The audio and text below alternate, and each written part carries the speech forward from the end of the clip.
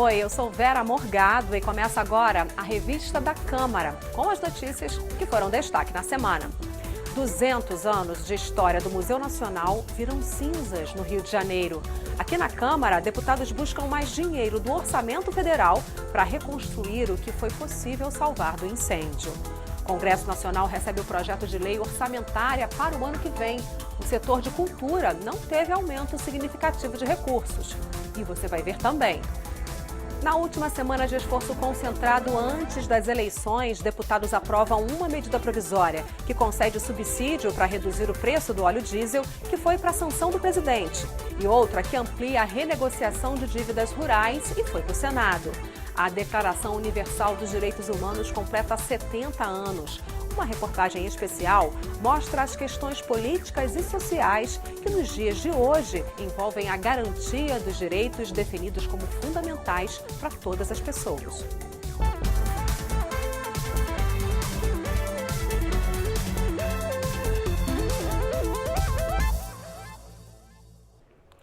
A destruição de um dos principais patrimônios históricos e culturais do país, o Museu Nacional no Rio de Janeiro, deixou um misto de tristeza e revolta entre os brasileiros. Em uma noite, 200 anos de história viraram cinzas. Aqui na Câmara, um movimento busca destinar recursos do orçamento federal para a reconstrução do que for possível, por meio até de parcerias com empresas. O incêndio que atingiu o Museu Nacional na Quinta da Boa Vista, no Rio de Janeiro, foi um daqueles acontecimentos que causam um choque coletivo na população.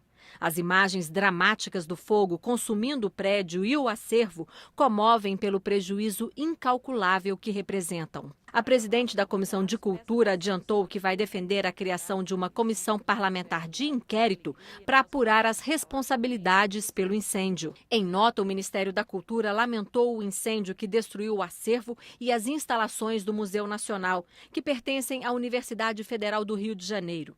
O Ministério, segundo o texto, vinha apoiando a direção do museu na elaboração de projetos e busca de recursos para financiar o plano de revitalização e requalificação da instituição. Um total de 21 milhões e 700 mil reais foi conseguido em junho com o BNDES para as ações no museu.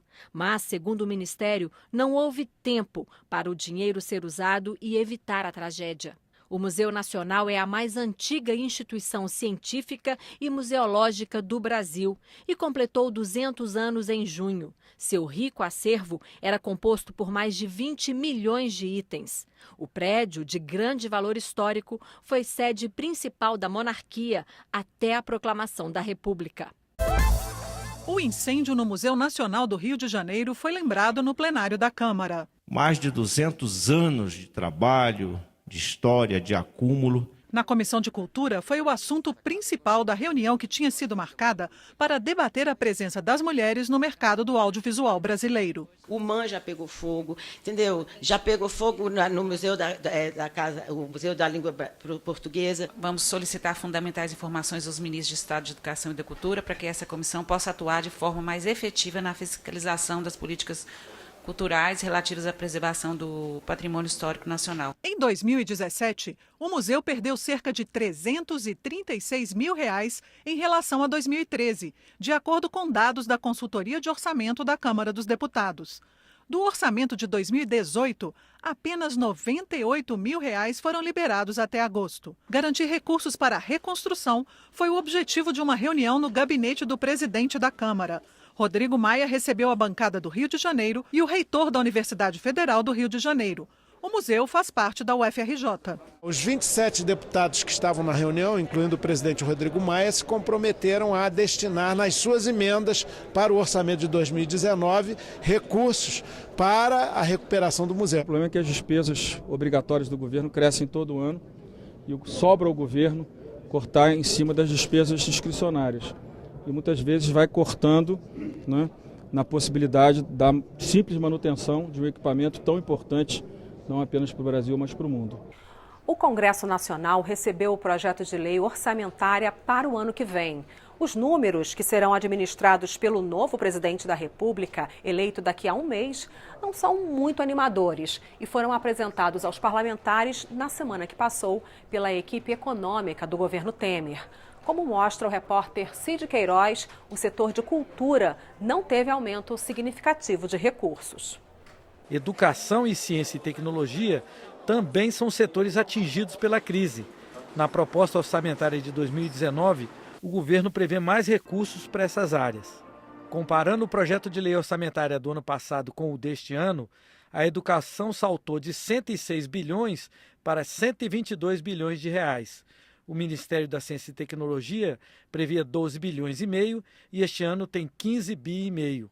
O Ministério da Cultura aumentou de 2 bilhões e 400 milhões para 2 bi e 700 milhões de reais. Fica claro que nós buscamos, na construção do PILOA, privilegiar os ministérios ou as áreas que desenvolvem políticas sociais. Nós estamos alocando 70 bilhões para o Ministério da Educação, 17,7 bilhões acima do mínimo exigido.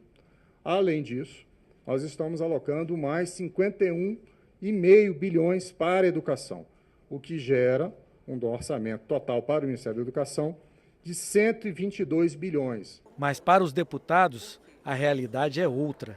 Nós temos acompanhado a grande dificuldade orçamentária das universidades públicas, dos institutos federais. A educação básica perdeu o recurso como nunca, como alguns programas, inclusive programas estratégicos com recursos praticamente zerados. Comparando as duas propostas orçamentárias, algumas áreas na educação tiveram redução, como os investimentos que caíram de 3 para 2 bilhões. O aumento nos recursos para a educação básica e para o ensino superior quase não compensaram a inflação no período. Você criou um austericídio no nosso país e vai ter redução de gastos para a educação. Também na cultura, a redução ou congelamento de recursos, como nas áreas de investimentos e patrimônio histórico, artístico e arqueológico. Este deputado, que foi ministro de Ciência e Tecnologia, resume o quadro nessa área. Os institutos de ciência e tecnologia do Brasil estão à míngua. Os diretores dos centros de ciência estão fechando corredores, alas inteiras de prédio, desativando o funcionamento de laboratórios por falta de recursos. O governo previu menos recursos também para ações de desenvolvimento científico e de desenvolvimento tecnológico. Os ministros da Fazenda e do Planejamento apresentaram o projeto de lei orçamentária de 2019. Será o primeiro ano de aplicação do teto de gastos, que congela o crescimento das despesas públicas. As despesas correntes do governo federal totalizam 2 trilhões e 100 bilhões de reais, mas o total de receitas, excluídas as operações de crédito, somam 1 trilhão e 800 bilhões de reais, insuficiente para cumprir a chamada regra de ouro, que impede o governo de se endividar para financiar gastos como salários e material de consumo.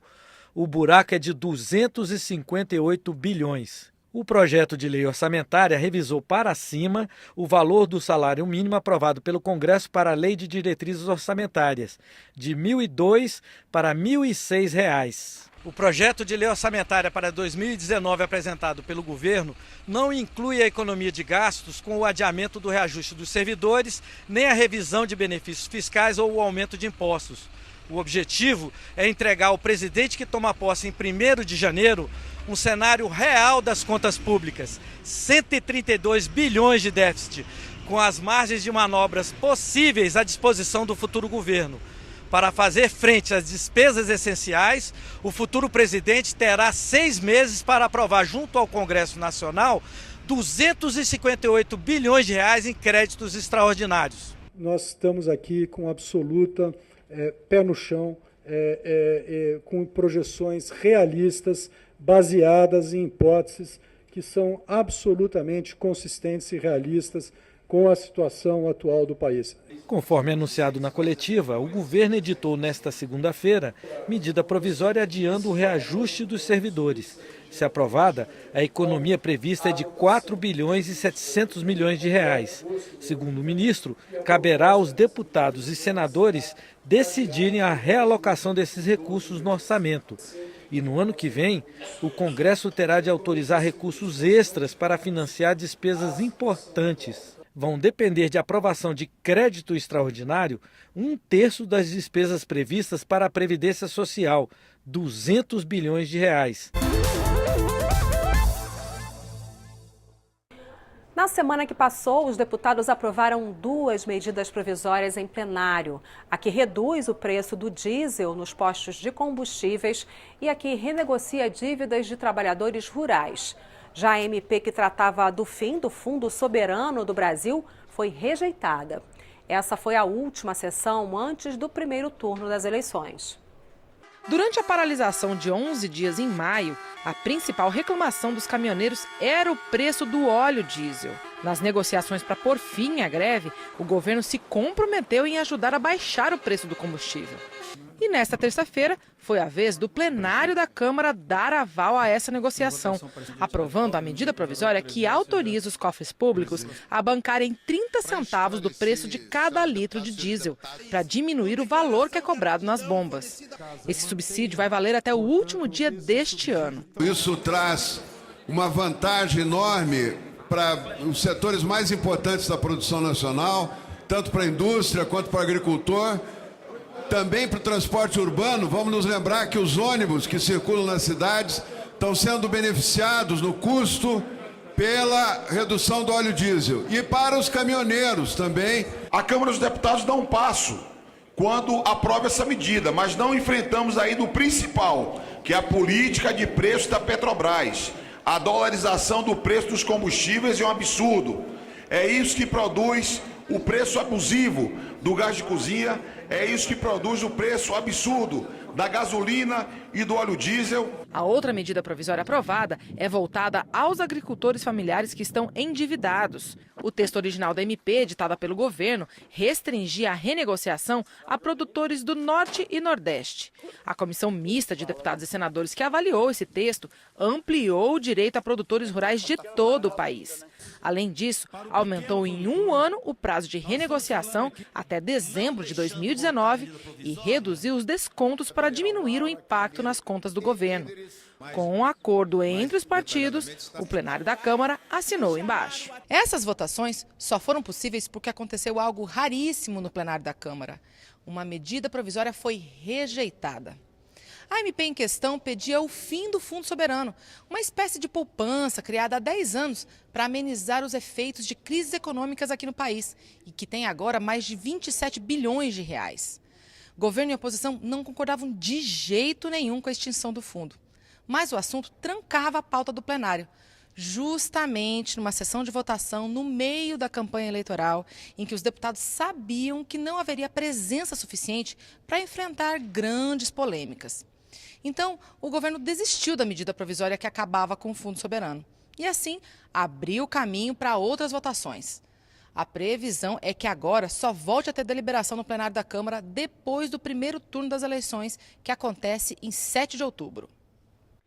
A medida provisória das dívidas rurais, que você viu aí na reportagem, também ampliou a adesão de médios e grandes proprietários a outro programa de refinanciamento. O prazo vai até o último dia desse ano e é a 4ª vez que é prorrogado. A Câmara recebe até 19 de setembro a exposição do figurativo ao geométrico, com obras do artista suíço Jean Edmond Udry.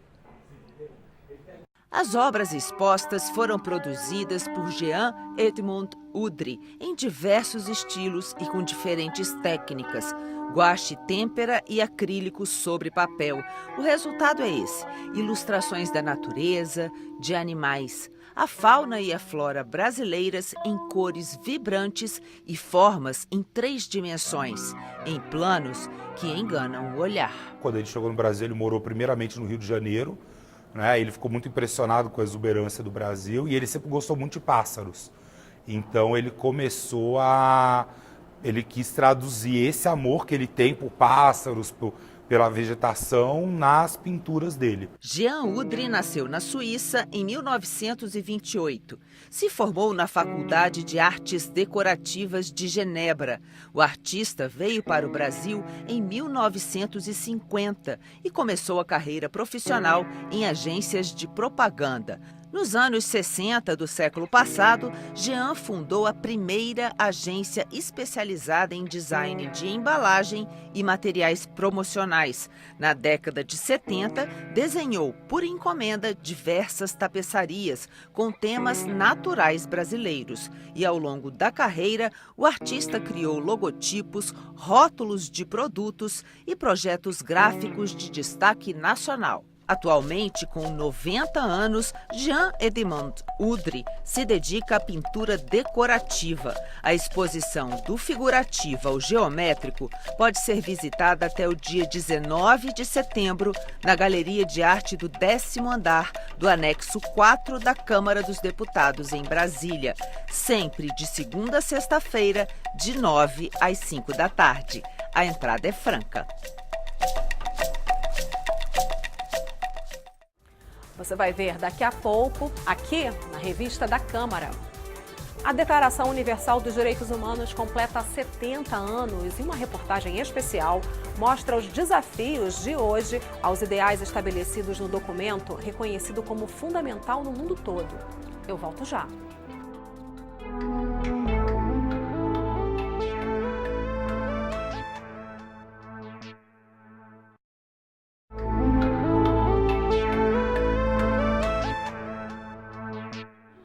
O processo que pede a perda do mandato do deputado Nelson Meurer, do PP do Paraná, só voltará a ser discutido depois das eleições.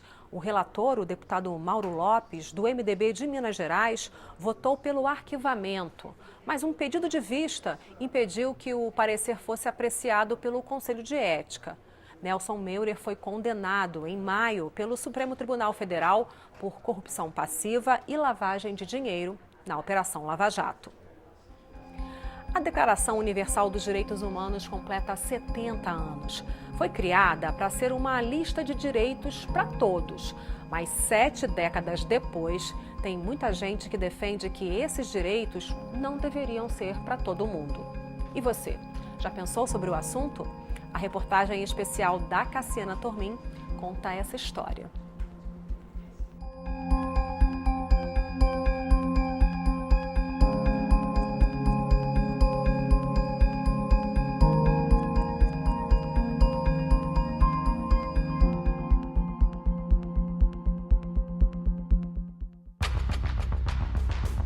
O ano era 1948.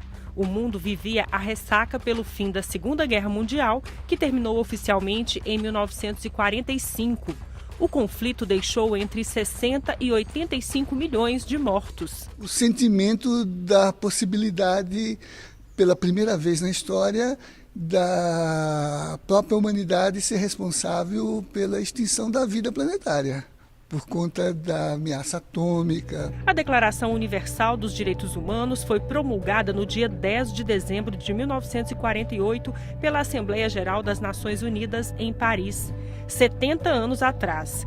Ela serviu como base para constituições e leis no mundo todo e contribuiu para mudanças políticas importantes. Com 30 artigos, a declaração se tornou o documento mais traduzido no mundo. Não foi um texto aprovado integralmente por todos os países, mas deixa claro quais são os direitos de toda pessoa humana.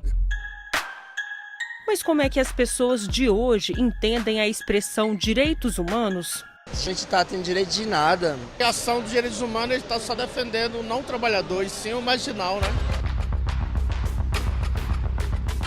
70 anos depois da declaração, a ideia de defender direitos para todos ainda é questionada. Quando a vítima é um bandido, vítima entre aspas, né, porque é ele que foi o causador, é ele que vai estar praticando um assalto, um estupro, um roubo, tudo mais, e acaba, obviamente, sofrendo as consequências disso, os direitos humanos vêm com toda a sua força, com toda a sua fúria, cobrar das instituições policiais, cobrar da imprensa, fazer manifestos. Pode ser até um bandido, ele tem os seus direitos fundamentais como pessoa humana. É isso que muitas vezes a sociedade não entende. Existe punição para quem não cumprir o documento das Nações Unidas? Existe. No mês de junho deste ano, o Brasil foi condenado pela Corte Interamericana de Direitos Humanos pela falta de investigação, julgamento e punição aos responsáveis pela tortura e assassinato do jornalista Vladimir Herzog em 1975, durante a ditadura militar. Outros casos já foram levados aos órgãos internacionais de direitos humanos. Foi o caso, por exemplo, da Maria da Penha. Né? A Maria da Penha ela sofreu, né, ficou paraplégica de violência doméstica. E quem deliberou sobre o caso dela foi a Corte Interamericana de Direitos Humanos, porque o Brasil não fez isso. Artigo 1º. Todos os seres humanos nascem livres e iguais em dignidade e direitos. Liberdade e igualdade são valores fundamentais expressos logo no começo da Declaração Universal dos Direitos Humanos. Mas como alcançá-las quando 1% das pessoas mais ricas do planeta concentram 82% de toda a riqueza gerada em 2017? No Brasil não é diferente. As 5 pessoas mais ricas concentram o equivalente à riqueza da metade da população mais pobre do país. Para os especialistas, a desigualdade tem impacto em todos os outros direitos. O Brasil é uma sociedade historicamente muito injusta e uma sociedade de privilégios. A Constituição de 1988 é o primeiro documento constitucional que pretende abolir todos os privilégios e lutar por uma sociedade, de fato, igual, livre de discriminações. A desigualdade também está presente nos espaços de poder. O Brasil que eu vivo, que eu caminho, que eu conheço, metade é mulher, metade é homem. No plenário da Câmara, são 10% de mulheres. O Brasil que eu conheço, que eu caminho, que eu vejo, 60% são pretos e pardos. Para usar a expressão do IBGE, são negros. Aqui, na Câmara, não somos nem 5%. As violações de direitos acabam também atingindo as pessoas de forma desigual. A violência, por exemplo, está mais concentrada em alguns grupos vulneráveis. O Disque 100 do governo federal registrou mais de 142 mil denúncias em 2017. Desse total, a grande maioria, 58,91%, foi contra crianças e adolescentes, 23,22% contra a população idosa, 8,16% contra pessoas com deficiência. A Declaração Universal também garante o combate ao preconceito e o direito à vida segura. Só que a falta de segurança é um dos principais tormentos dos brasileiros. Gabriel, 25 anos, morador da periferia de Lusiânia, cidade goiana que fica na região metropolitana de Brasília, participou este ano da Assembleia Nacional da Juventude das Nações Unidas em Nova York. Jovens de países como a Itália e Espanha não acreditavam quando ele dizia que morava numa região com 96 homicídios a cada 100 mil habitantes, uma taxa maior do que de regiões em guerra. A ONU está fazendo uma campanha no Brasil, Vidas Negras Importam.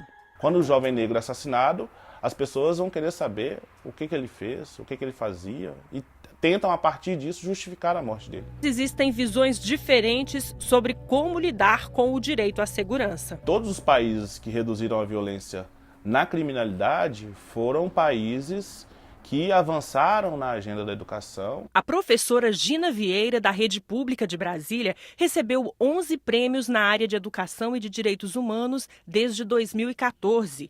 Ela criou o projeto Mulheres Inspiradoras. O projeto estimula os estudantes a ler, a conviver em paz na comunidade e, mais do que isso, a identificar e respeitar valores e qualidades das mulheres comuns. A gente precisa de uma educação pública forte, de qualidade social, onde o estudante, o jovem, seja ouvido, onde o jovem negro seja respeitado, onde ele seja visto com altas expectativas. Um relatório divulgado recentemente mostra que o Brasil foi o país com o maior número de assassinatos de defensores de direitos humanos e socioambientais em 2017. 57 pessoas perderam a vida. A Comissão Justiça e Paz, órgão da Igreja Católica, acompanha violações dos direitos humanos e também ameaças aos seus defensores. Somos todos detentores do mesmo direito e, portanto, não há justificativa para que uns tenham muito e outros não tenham nada. Isso é interpretado como uma usurpação do direito de poucos. E essas pessoas que fazem esse anúncio evangélico, no meu entender, elas são ameaçadas de morte e muitas vezes são assassinadas. O jornalista Leonardo Sakamoto se tornou ativista contra o trabalho escravo depois que fez reportagens especiais sobre o assunto.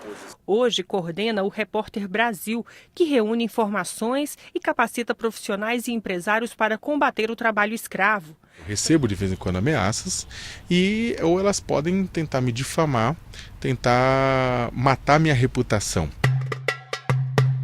3 artigos da Declaração Universal dos Direitos Humanos tratam do direito de mudar de residência e de país. Um direito que mudou a vida de Amar Abu, a mulher e os 3 filhos. Eles saíram da capital da Síria, Damasco, em 2014. Fugiram da guerra. Amar escolheu o Brasil porque o país não criou barreiras para a obtenção do visto. Hoje tem uma lanchonete na região central de Brasília. Não pretende voltar ao país natal, onde a família viveu o terror da guerra. Quando você manda suas crianças na escola, tem que esperar. Vai ligar para você hoje ou não? Todo dia liga. Hoje não tem ônibus. Caiu bomba, vem buscar seus filhos. Todo dia. Todo dia tem problema. O problema não é só guerra. Sua sobrinha já morreu, vendo? As Nações Unidas lançaram uma campanha para incentivar o acolhimento de refugiados que vieram para o Brasil. Foram mais de 33 mil pedidos de refúgio em 2017, metade de venezuelanos. Este momento é um momento muito ingrato para os direitos humanos no mundo inteiro. Você tem aí a saga dos refugiados sendo tratados como não humanos. O que nós estamos vendo, lamentavelmente, é uma regressão.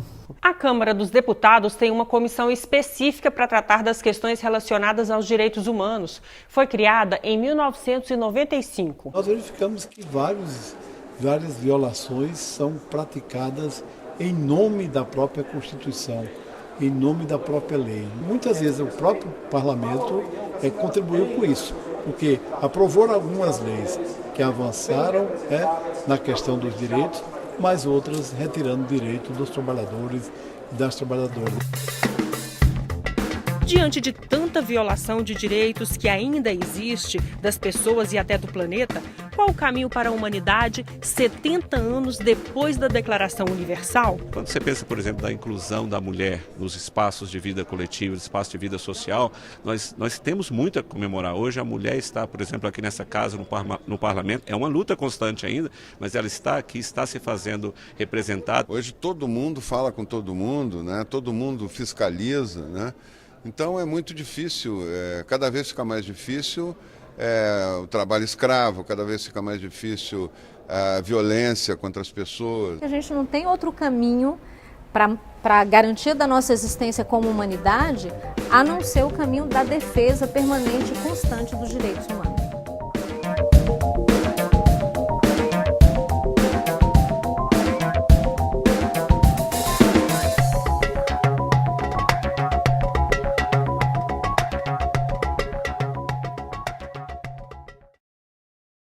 E é isso. Você pode rever a revista da Câmara na nossa programação e também pela internet. O endereço é youtube.com/Câmara dos Deputados Oficial, tudo junto. Tchau!